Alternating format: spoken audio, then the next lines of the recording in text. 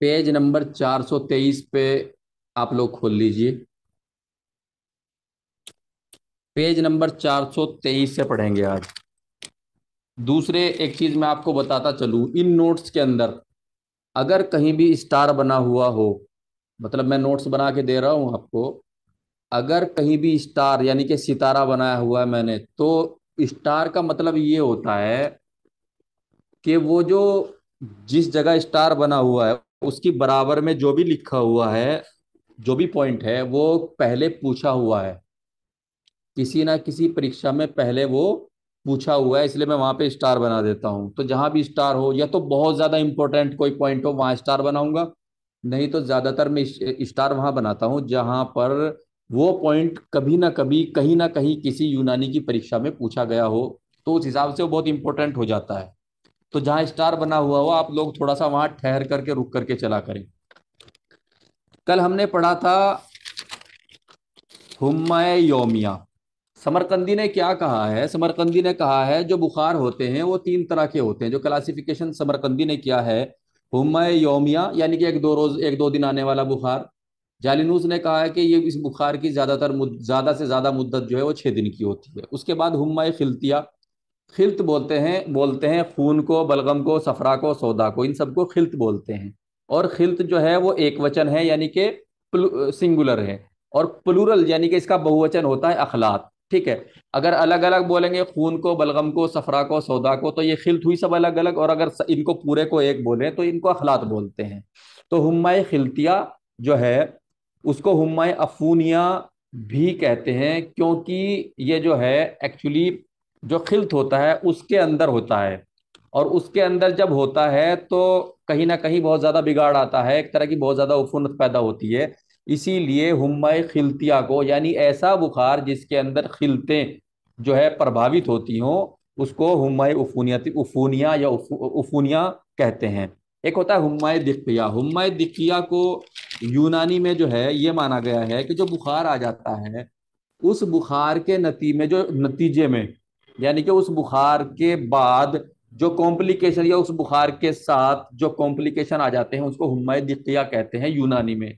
और मॉडर्न में इसका कॉन्सेप्ट ऐसा है कि हुम्मा दिकिया जो है वो ट्यूबरकुलोसिस है, जो कि एक बैक्टीरियल इन्फेक्शन है जिसको माइकोबैक्टीरियम ट्यूबरकुलोसिस कहते हैं। जिसकी जो है 5 मशहूर दवाइयां हैं, जो लगातार कुछ मरीजों को 6 महीने, कुछ को 9 महीने, कुछ को 12 महीने, अलग अलग मरीजों की कंडीशन के हिसाब से अलग अलग मुद्दत के लिए, अलग अलग टाइम पीरियड के लिए चला देते हैं हुम्मा ये दिक्किया मॉडर्न में, एलोपैथिक में। लेकिन यूनानी में इसको जो है कॉम्प्लिकेशन माना गया है, यानी किसी बुखार की वजह से आ जाने वाला कॉम्प्लिकेशन या बिगाड़। खैर ये था तीनों किस्में समरकंदी ने जो कही है, हुम्मा योमिया, हुम्मा खिलतिया, हुम्मा दिक्किया। और यूनानी अतिब्बाओं ने या तबीबों ने, ये जो यूनानी दां हैं, उन लोगों ने जो समरकंदी की जो क्लासिफिकेशन है, यानी कि जो समरकंदी ने बुखारों को डिवाइड किया है, इसकी दर्जाबंदी की है, समरकंदी की दर्जाबंदी को सबसे ज्यादा अहमियत दी है यूनानी अतिब्बाओं ने। ठीक है। कल हमने हुम्माई योम पढ़ा। हुम्माई योम में जो है हमने जो नफसानी है, वो जो तबैया है, वो जो बाहरी बैरूनी है, वो सब कुछ हमने पढ़ लिया। अब हम पढ़ते हैं हुम्मा खिल्तिया। और हुम्मा खिल्तिया के बारे में बुकरात ने कहा है, बुकरात को अबू तिब भी कहते हैं। अबू तिब यानी कि तिब के अब्बा, यानी कि जिस पैथी को हम पढ़ रहे हैं उसके पिताजी, उसके फादर। ठीक है। तो जब फादर जुड़ गया है तो फादर का मतलब ये है कि उनका बहुत ही अदब और सम्मान है यूनानी तिब में। जो यूनानी मेडिसिन है, यूनानी जो मेडिकल का जो फील्ड है, इसके अंदर बुकरात का बहुत बड़ा सम्मान है, उनका बहुत बड़ी इज्जत है। तो बुकरात ने यहां तक कहा है कि असली बुखार तो हुम्माई खिल्तिया ही है। और हुम्माई खिल्तिया और हुम्माई खिल्तिया का जो बुखार है उसको हुम्माई उफूनिया भी कह देते हैं। और बगैर खिलतों और बगैर उफूनत के कोई बुखार बहुत तेज या शदीद आ नहीं सकता। बुकरात ने कहा है कि अगर तेज बुखार आ रहा है तो तेज बुखार के लिए जरूरी है कि अफूनत वहां पे मौजूद हो। और हुम्मा अफूनिया क्या है? हुम्मा अफूनिया है हुम्मा खिलतिया। जी। तो सबसे पहले हुम्मा खिलतिया यानी कि हुम्मा उफूनिया, इसकी परिभाषा क्या है? परिभाषा अगर समझ लेंगे तो पूरा जो ये पूरा लेक्चर है, ये पूरा जो सबक है, हमारा पूरा अध्याय है, जो हम पढ़ रहे हैं ये पूरा का पूरा जो है इसकी परिभाषा से ही समझ में आ जाएगा अगर हमने इसको गौर से समझ लिया। परिभाषा क्या है? ऐसा बुखार जो अखलात, अखलात क्या क्या होते हैं? खून, बलगम, सफरा, सौदा, जिसको हम अमूर तवैया में पढ़ चुके हैं, और जब दोबारा हम अमूर तवैया पढ़ेंगे तो इसको फिर डीप में और अच्छे तरीके से पढ़ेंगे। ठीक है। अखलात में उफूनत, उफूनत, उफूनत के मायने क्या है? उफूनत के मायने हैं सड़ांध के, बदबू के, या एबनॉर्मलिटी के। यानी कि अखलात के अंदर, खून, बलगम, सफरा, सौदा के अंदर कुछ एबनॉर्मलिटी पैदा हो जाने की वजह से जो बुखार हो जाता है उसको हुम्माए खिल्तिया या हुम्माए उफूनिया कहते हैं। ये जो शब्द उफूनत है, उफूनत के मायने डिक्शनरी में जो लिखा है वो लिखा है बदबू के, सड़ांध के, या गैर तबाई चीज के, यानी कि कोई ऐसी चीज जो अपनी ओरिजिनलिटी से, अपनी नॉर्मल हालत से हट जाए। ठीक है। अब सड़ांध का मतलब वो सड़ांध नहीं है जो मान लीजिए किसी चीज के सड़ने से, किसी जानवर के सड़ने से, मान लीजिए कुत्ता कहीं पे मरा हुआ पड़ा है और उसमें से बदबू आ रही है, सड़ांध आ रही है, वो सड़ांध नहीं है ये। ठीक है। इस सड़ांध का मतलब दरअसल ये है कि इंसान के जिस्म में जो चारों खिलते हैं, दम, बलगम, सफरा, सौदा, यानी कि दम खून को कहते हैं, खून, बलगम, सफरा, सौदा, ये जो है एब नॉर्मल हो जाएं। ये जो नॉर्मल कंडीशन है ये अब नॉर्मल हो जाए। जो खून, बलगम, सफरा, सौदा है, थोड़ा सा इसके बारे में मैं एक लाइन में बताता चलूं।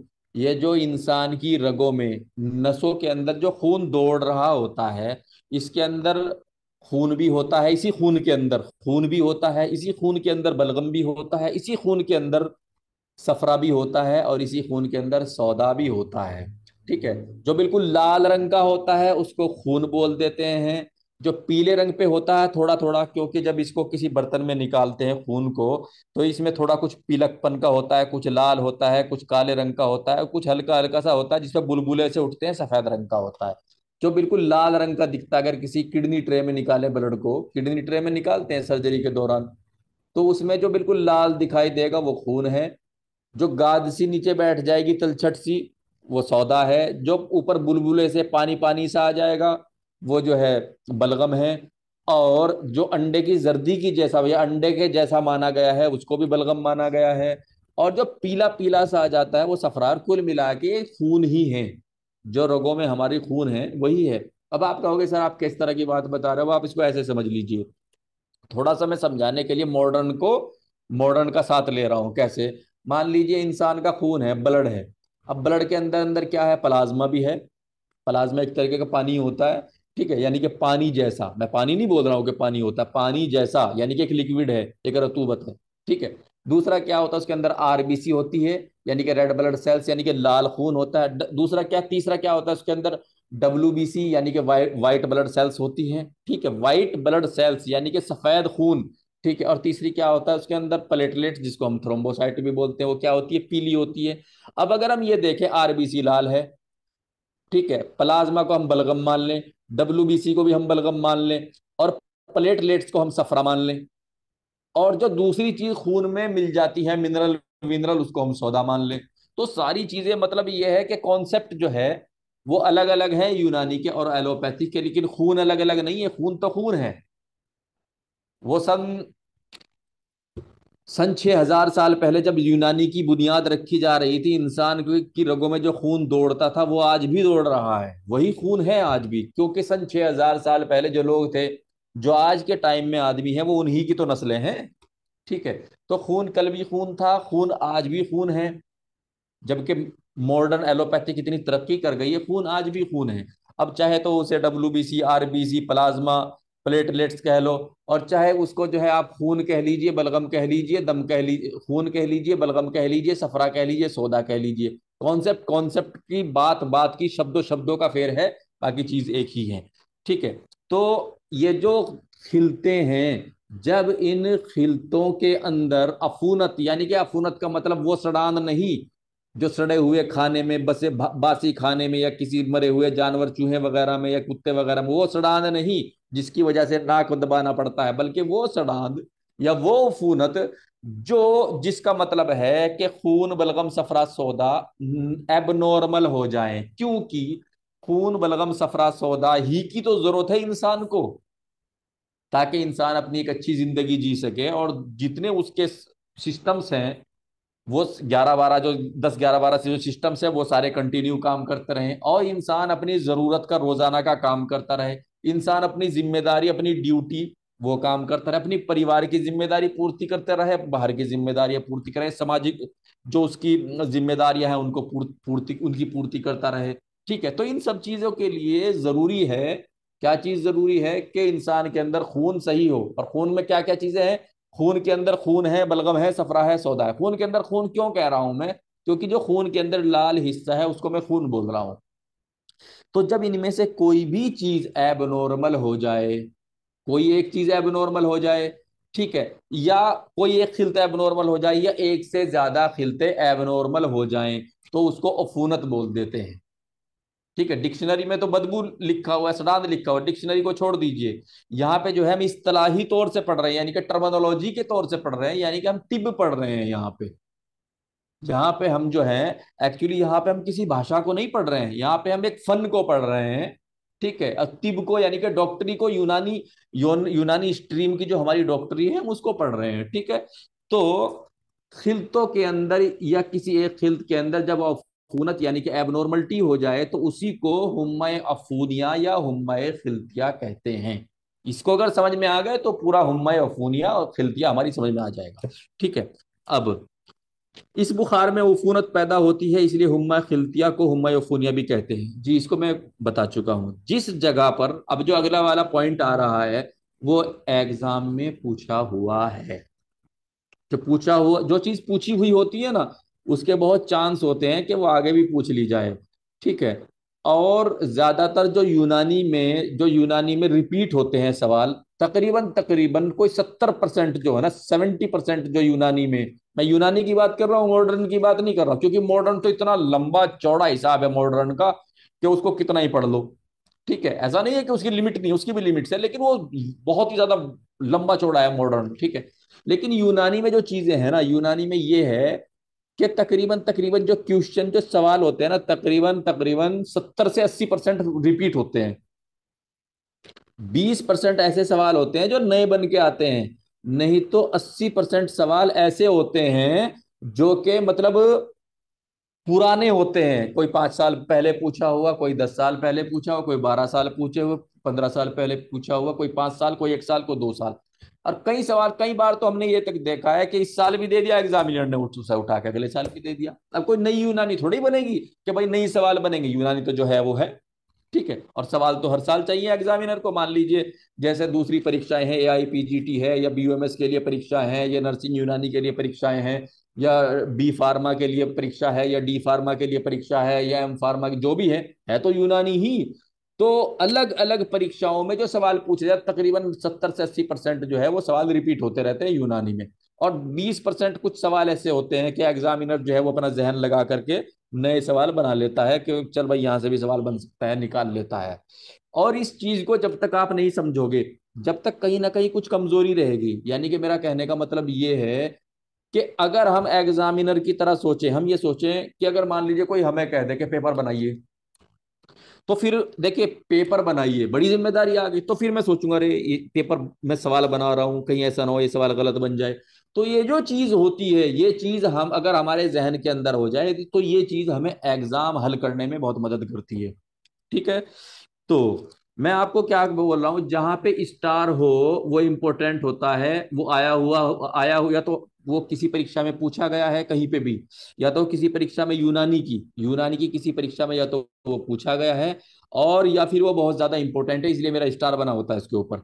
तो जिस जगह पर उफूनत होती है उसे मस्तूकद उफूनत कहते हैं। ये जो शब्द है मस्तूकद उफूनत, ये जो लफ्ज है ये आया हुआ है, इसको आपको बहुत अच्छे से याद करना है।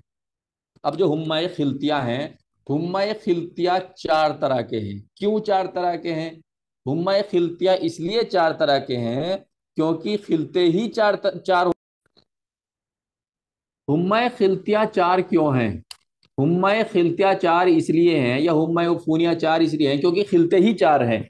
जब खिलते 4 हैं तो हुम्माए उफूनिया भी 4 हैं। यानी कि खून, बलगम, सफरा, सौदा, इनके अंदर जब एबनॉर्मलिटी होगी तो अगर खून के अंदर एबनॉर्मलिटी हुई, ठीक है, तो हुम्मा अफूनिया दमविया हो गया। और अगर बलगम के अंदर हो गई तो हुम्मा अफूनिया बलगमिया हो गया। और अगर सफरा के अंदर हुई तो हुम्मा अफूनिया सफरा भी हो गया। और अगर खिलते सौदा के अंदर एबनॉर्मलिटी हुई या अफूनत पैदा हुई तो हुम्मा हुम्मा अफूनिया सौदाविया हुआ। तो चारों खिलतों के हिसाब से, चूंकि हुम्मा खिलतिया को हुम्मा अफूनिया भी कहते हैं, चारों खिलतों के एतबार से जो है हुम्मा खिलतिया या हुम्मा अफूनिया भी चार हैं। ठीक है। तो सबसे पहले हुम्मा दमविया, दम कहते हैं खून को। ठीक है। उसके बाद नंबर दो पे जो है हुम्मा बलगमिया। उसके बाद जो है हुम्मा सफराविया, यानी कि जिसके अंदर सफरा खून डिस्टर्ब हो जाती है। ठीक है। उसके बाद हुम्मा सौदाविया, यानी कि जिसके अंदर जो खिलते सौदा है वो क्या होती है, वो एबनॉर्मल हो जाती है। तो इन चारों के हिसाब से जो है हुम्मा खिलते जो है वो चार तरह के हैं। अब सबसे पहले हुम्मा दमविया, यानी कि ऐसा बुखार, यानी कि हुम्मा खिलतिया की वो किस्म जिसके अंदर जो खून है, खून में अफूनत हो जाए। फिलहाल इसको ऐसे ही याद रख लीजिए, लेकिन अफूनत का जो लफ्ज है वो खून के ऊपर पूरा सेट नहीं बैठता, लेकिन फिलहाल आपकी फिलहाल के लिए याद रख लीजिए, क्योंकि अगर एकदम ही पूरी बारीकी को लेंगे तो फिर वो थोड़ा डिस्टर्ब हो जाएगा। ऐसा हुम्माए खिलतिया जिसके अंदर खून के अंदर अफूनत पैदा हो जाए, ठीक है, उसे हुम्माए दमविया या हुम्माए मुतबिका भी कहते हैं। जो हुम्माए दमविया है, इसका दूसरा नाम हुम्माए मुतबिका भी है। याद रखना है इसको, क्योंकि एग्जाम में हुम्माए दमवी शायद लिखा हुआ ना हो लेकिन मुतबिका जरूर लिखा होगा। अगर हुम्मा दमविया पूछा ना तो उसको दमविया के नाम से एग्जामिनर पूछेगा ही नहीं, क्योंकि एग्जामिनर को तो जो है ना पानी की धा देखनी है, ये देखना है कि बच्चा कितना पढ़ के आया है। तो वो लिखेगा क्या, हुम्मा मुतबिका। हुम्मा मुतबिका क्या है, हुम्मा अफूनिया दमविया या हुम्मा खिलतिया दमविया। ठीक है। और उसको क्या कहते हैं, इसको हुम्माए दमविया को, खिलतिया दमविया को हुम्माए मुतबिका भी कहते हैं। इसको याद रखना है। उसके बाद दूसरा पॉइंट क्या है, हुम्माए बलगमिया या बलगमी। तो अगर बलगम की आफूनत की वजह से बुखार आए तो खिलते बलगम, खिलते बलगम की अफूनत की वजह से, एबनॉर्मल होने की वजह से अगर बुखार आए तो इसको हुम्माए बलगमी कहते हैं। और इसको हुम्माए बलगमी के साथ साथ हुम्माए मुआजिबा भी कहते हैं, मुआजिबा। ठीक है, इन नामों को याद रखना है। इसके बाद हुम्माए सफरावी, यानी कि अगर सफरा, खिलते सफरा जो है उसके अंदर एबनॉर्मलिटी यानी उफूनत पैदा हो जाए तो हुम्मा खिलतिया सफराविया हो जाता है या हुम्मा अफूनिया सफराविया हो जाता है। और इसको हुम्मा गिब भी कहते हैं। ठीक है। इसके बाद हुम्मा सौदाविया जो चौथा नंबर है, अगर खिलते सौदा, जो सौदा है उसके अंदर अफूनत यानी कि एबनॉर्मलिटी पैदा हो जाए, ठीक है, तो उसकी वजह से जो बुखार आता है उसको हुम्मा अफूनिया सौदाविया, हुम्मा खिलता सौदाविया कहते हैं। और इसके साथ साथ इसको हुम्माए रिबा भी कहते हैं। इन चारों के एक एक नाम एक्स्ट्रा हैं। ठीक है। हुम्मा दमविया का जो है मुतबिका है, हुम्मा बलगमी का जो है मुआजिबा है, हुम्मा सफरावी का जो है गिब है, और हुम्मा सौदावी का जो है हुम्माए रिबा है। इन चारों के एक एक नाम एक्स्ट्रा है। और ये चारों के जो एक्स्ट्रा नाम है ये ज्यादा इंपॉर्टेंट है जी। अब ये कह रहे हैं कि अफूनत कहां पर होती है, जो अफूनत होती है यानी कि जो एबनॉर्मलिटी पैदा होती है खिलतों के अंदर वो कहां पर होती है। ठीक है। अब देखिए ये चीज पॉइंट समझने की है।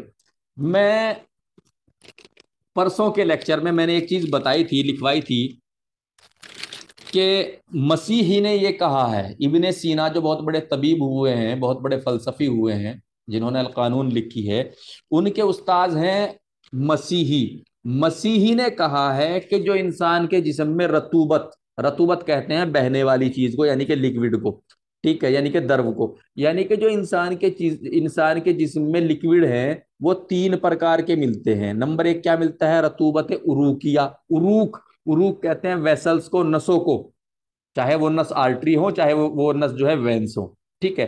रतूबत उरूकिया, ठीक है, रतूबत उरूके यानी कि नसों के अंदर दौड़ने वाला।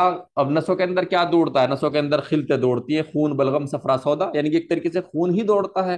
तो रतूबत उरुकिया क्या है? ये खिलते हैं। नसों के अंदर क्या दौड़ता है? खिलते दौड़ती हैं। खून बलगम सफरा सौदा दौड़ता है जो है उरूक के अंदर। उरूक यानी कि वेसल्स, यानी कि नसों के। तो मसीही ने क्या कहा था? मसीही ने कहा था कि जो सबसे पहली है वो रतूबत, रतूबत उरूकिया। उरूक कहते हैं वेसल्स को, नसों को, चाहे वो नस जो है आर्टरी हो या वेंस हो, दोनों तरह की। उसके बाद उन्होंने दूसरी जो टाइप बताई रतूबत की, वो बताई रतूबत तजावीफिया या रतूबत तलिया। तजावीफिया या तलिया किसे कहते हैं?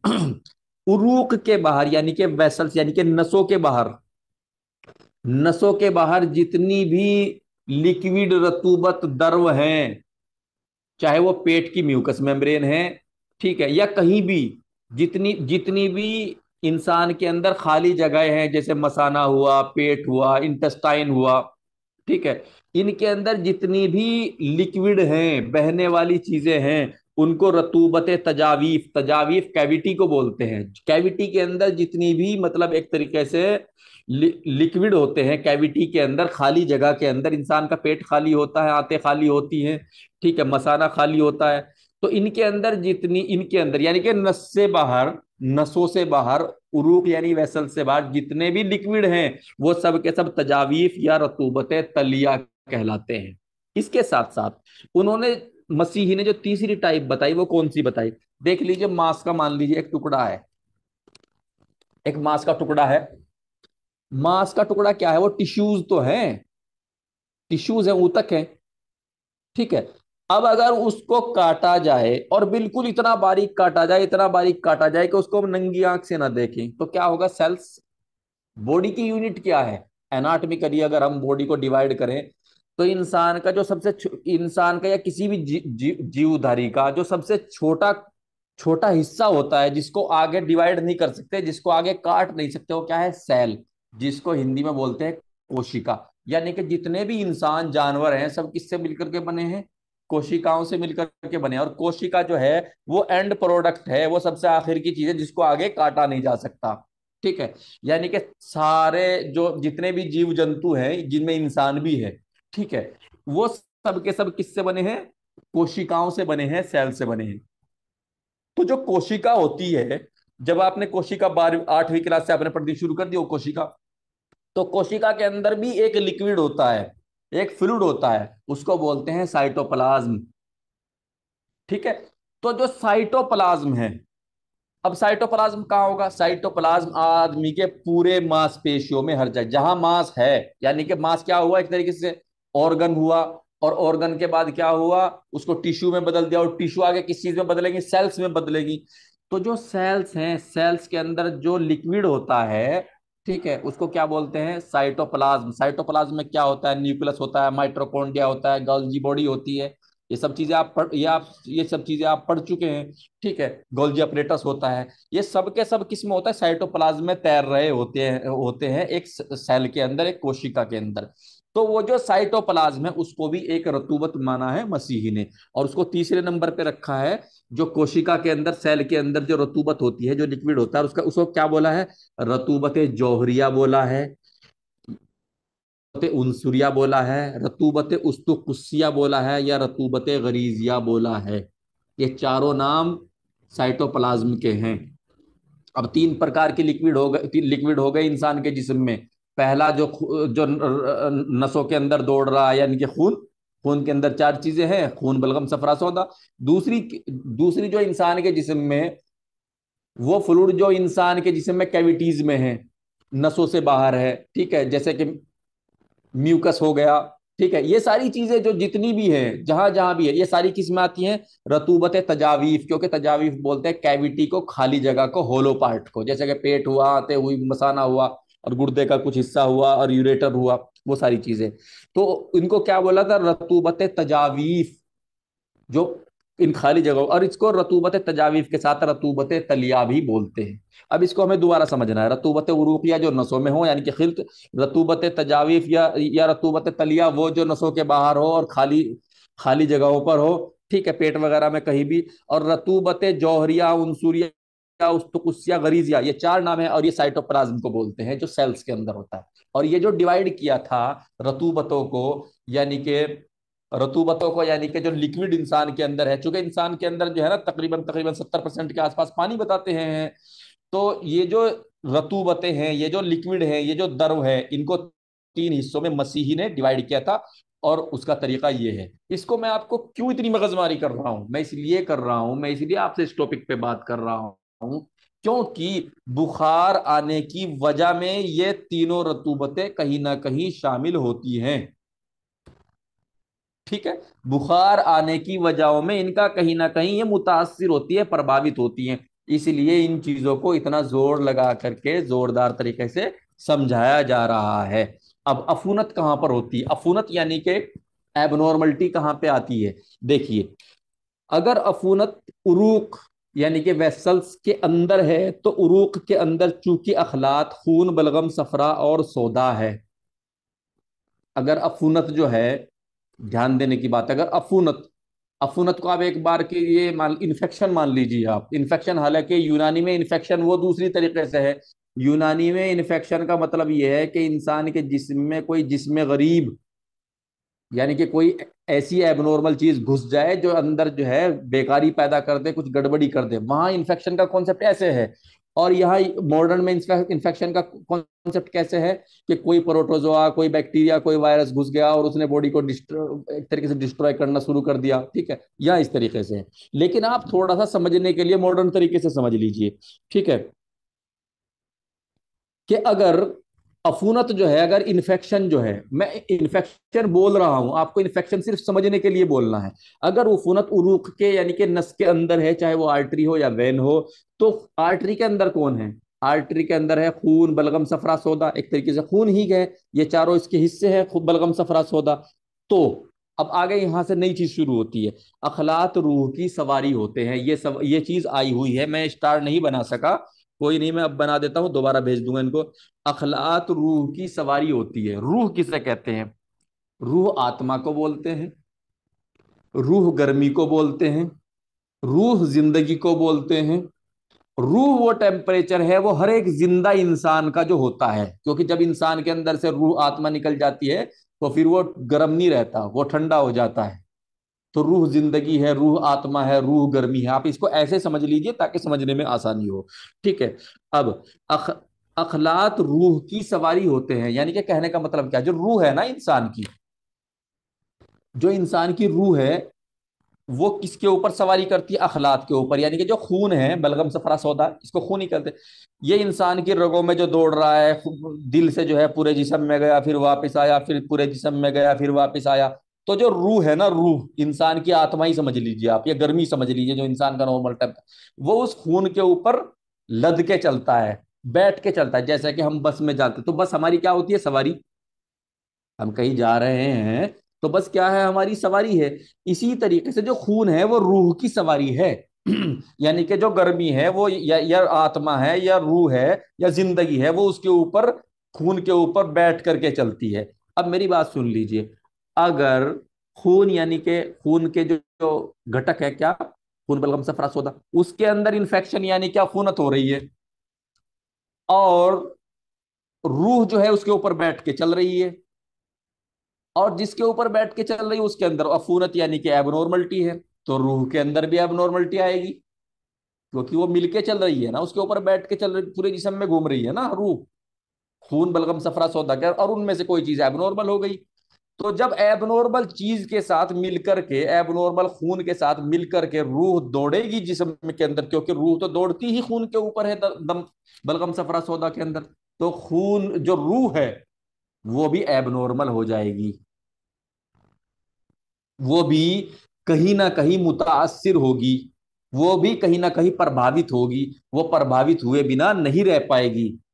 और जब वो प्रभावित होगी, तो बुखार शदीद, बहुत खतरनाक, तेज वाला बुखार आएगा। और ऐसा बुखार आएगा, जो एक बार चढ़ गया तो फिर वो चढ़ गया। क्योंकि रूह जो है वो खून के ऊपर चढ़ी हुई है, और खून खून का कोई भी घटक, खून, बलगम, सफरा, सौदा, वो एबनॉर्मल है, अफूनत में है। तो और रूह उसके ऊपर लद के चल रही है, उसके ऊपर बैठ के चल रही है, उसकी आप सवारी कर रही है उसकी।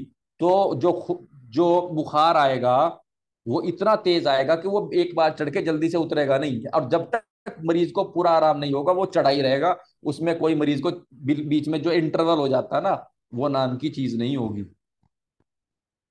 ठीक है। तो अगर उरूक के अंदर यानी कि खिलतों में उफूनत हुई, तो उस बुखार के अंदर जो है मरीज को हुसान नहीं मिलेगा। यानी कि इसको ऐसे समझ लीजिए कि वक्फा नहीं मिलेगा, छुट्टी नहीं। ऐसा नहीं है कि दो दो घंटे के लिए उतर गया, 3 घंटे के लिए, आज चढ़ा कल को नहीं चढ़ा, परसों को चढ़ा, फिर वो चीज खत्म, चढ़ा तो चढ़ गया। अगर उरूक के अंदर अगर उरूक के अंदर उफूनत हो रही है, खिलतों के अंदर उफूनत हो रही है, ठीक है, चूंकि अखलात में उफूनत रूह के संपर्क में आ जाती है जिससे रूह प्रभावित होती है, इसलिए अगर उफूनत उरूक के अंदर होगी, उफूनत उरूक के अंदर होगी, नसों के अंदर होगी, और नसों में क्या है, खून बलगम सफरा सौदा है, और उसके अंदर एबनॉर्मलिटी आ गई है, तो लगातार बुखार आएगा और तेज बुखार आएगा, और तेज बुखार आएगा। ठीक है। अगर उरूक के अंदर एबनॉर्मलिटी हुई है, उफूनत उरूक के अंदर हुई है अगर, पहला पॉइंट। अब दूसरा पॉइंट सुन लीजिए। अगर उफूनत उरूक के बाहर आई है तो बुखार लगातार ना आकर बारी की सूरत में आएगा। बारी का मतलब क्या, आज आ गया, कल नहीं आएगा, परसों आ गया, चौथे के दिन छुट्टी कर दी, फिर एक दिन आया, फिर नहीं, जितने दिन भी चला। ठीक है। बारी की सूरत में यानी इंटरवल से आएगा, जैसे आज आएगा, कल नहीं आएगा, परसों आएगा, उससे अगले दिन नहीं आएगा। ठीक है। अगर उफूनत उरूक यानी कि नसों के बाहर है, और उरूक यानी नसों के बाहर क्या होता है, रतूबत तजावीफिया होता है, रतूबत तलिया होता है। रतूबत तजावीफिया होता है और तलिया होता है, जो पेट में होती है, आंतों में होती है, मसाने में होती है, गुर्दों में होती है, यूरेटर में होती है। ठीक है। तो चूंकि जो खून होता है, बहुत गौर से समझने की चीज है, आज आप आधे बुखार को समझ जाओगे। जो खून होता है, चूंकि वो नसों के बाहर तो नहीं होता, नसों के अंदर ही होता है नॉर्मली, तो इंटरनल ब्लीडिंग हो जाए और खून जो है वो नसों के बाहर चला जाए, बात अलग है, तो एक एबनॉर्मल कंडीशन हो गई। लेकिन खून जो है, चूंकि नसों के अंदर होता है, ठीक है, वेसल्स, चाहे वो आर्टरी है, वेंस, उसके अंदर होता है। ठीक है। तो वहां तो बुखार आएगा, लगातार आएगा, एक तरफ आएगा, उसमें कोई छुट्टी नहीं, कोई इंटरवल नहीं, कोई वक्फा नहीं, कोई बारी नहीं। ठीक है। लेकिन अगर रतूबत तजावीफ या रतूबत तलिया यानी कि वो रतूबत, वो लिक्विड जो कि नसों के यानी उरूक के बाहर है, उसके अंदर अफूनत हो जाए, उसके अंदर इन्फेक्शन हो जाए, तो बुखार जो आएगा वो इंटरवल से आएगा। वक्फे वक्फे से, एक अब आया, कल नहीं, परसों आया, उससे अगले दिन, तो ऐसे आएगा। और रतूबत तजावीफ और रतूबत तलिया क्या होती है, उरूक से बाहर होती है। और रतूबत तजावीफ और रतूबत तलिया जो है वो खून नहीं होती। खून कहाँ होता है, वो उरूक में होता है। तो बस इसी चीज को समझना है कि अगर अफूनत उरूक के अंदर है तो बुखार अनलिमिटेड आएगा, क्योंकि खून खून का कोई भी घटक या एक दो घटक जो है वो इन्फेक्टेड है या अफूनत है, से मुलविस है। और अगर जो है अफूनत जो है वो उरूक से बाहर है, तो उरूक से बाहर चूंकि रतूबत तजावीफ या रतूबत तलिया है, तो वहां पर जो है रूह को रूह को इतना संपर्क नहीं हो पाता रुतूबत तजावीफ और रुतूबत तलिया से, यानी कि वो लिक्विड जो कि नसों से बाहर है, तो फिर बुखार लगातार नहीं आता, एक दिन छोड़ के एक दिन आता है, या अपनी बारी, जो भी उसकी बारी है, जो उसकी बारी जो है सेट है, उसकी वजह से आता है। अब ये दो चीजें हो गई। इस तरह उफूनत के मकाम यानी जगह, वेसल्स के अंदर और बाहर के एतबार से हुम्मा यानी बुखार के दो प्रकार होते हैं। सबसे पहले हुम्मा दायमा, दायमा बोलते हैं, दायमा बोलते हैं, मैं आपको बताऊं, दायमा बोलते हैं हमेशा हमेश को। परमात्मा के बारे में, अल्लाह के बारे में कहा जाता है कि वो दाइम है, यानी कि वो हमेशा है और हमेशा रहेगा। मैं क्यों बता रहा हूं, क्योंकि दाइम के मैंने होते हैं हमेशा हमेश के, जो हमेशा से है और हमेशा रहेगा। ठीक है। तो हुम्मा दायमा का मतलब ऐसा है, का मतलब ये नहीं कि जो हमेशा हमेशा रहेगा। ये मैंने दायमा का आपको थोड़ा सा जो है का एग्जाम्पल दिया है, समझाने के लिए कुछ इधर उधर की चीजें बतानी होती है जरूरी, ताकि उससे जो है आप कोरिलेट करके समझ लें। तो हुम्मा दायमा का हमेशा हमेशा नहीं परमात्मा की तरीके से, बल्कि हुम्मा दायमा का ऐसा बुखार जो एक बार चढ़ा और जब तक उसका पूरा मान लीजिए इलाज विलाज नहीं हुआ, वो बिल्कुल एक तरीके से चढ़ा रहा, बीच में वो उतरा ही नहीं, उसको बोलते हैं, मतलब एक जैसा रहा। यानी कि बिल्कुल शुरू से आखिर तक एक जैसा रहा, उसको हुम्मा दायमा बोलते हैं, यानी हमेशा रहने वाला बुखार। या हुम्मा लाजिमा भी बोलते हैं, लाजिम कहते हैं जरूरी को। ठीक है, यानी कि ऐसा बुखार जो एक बार चढ़ा तो अच्छे से चढ़ गया, और जब तक उसका पूरा इलाज नहीं हुआ तो उसमें कोई बीच में इंटरवल, कोई बीच में समय नहीं, वो उतरा ही नहीं। और ये कहाँ होगा? ये उरूख के अंदर ताफुन की वजह से, उफूनत की वजह से होगा, क्योंकि जो उरूख के अंदर जो खिलते हैं, खून बलगम सफरा सौदा है, वो रूह की सवारी करती है और रूह उसमें प्रभावित हो जाती है। इसलिए जो हुम्मा दायमा या हुम्मा लाजिमा है वो उरूख के अंदर ताफुन या उफूनत होने की वजह से होता है। एक चीज दूसरी चीज से जुड़ी हुई है। अब दूसरी, जब अफूनत यानी कि उरूख, जब उफूनत, ठीक है, उरूक के बाहर हो तो, यानी कि रुतूबत तलिया में हो, ठीक है, रतूबत तजावीफिया या रतूबत तलिया में उफूनत हो, चूंकि वहां खून नहीं है, और जब वहां खून नहीं है तो उरूक का एकदम बिल्कुल एकदम टच नहीं है उसका, ठीक है, क्योंकि उरूक तो खून की सवारी करती है ना, तो फिर वहां बुखार जो है वो क्या आएगा, वक्फे वक्फे से, इंटरवल इंटरवल से, यानी कि समय समय से आएगा। ठीक है, और उस समय समय से आएगा। और ऐसे बुखार को क्या बोलते हैं? ऐसे बुखार को हुम्माए नाइबा, नाइबा या हुम्माए दायरा कहते हैं। अब किसी को कुछ समझ में ना आया हो तो पूछ लीजिए। आज इतना ही पढ़ेंगे।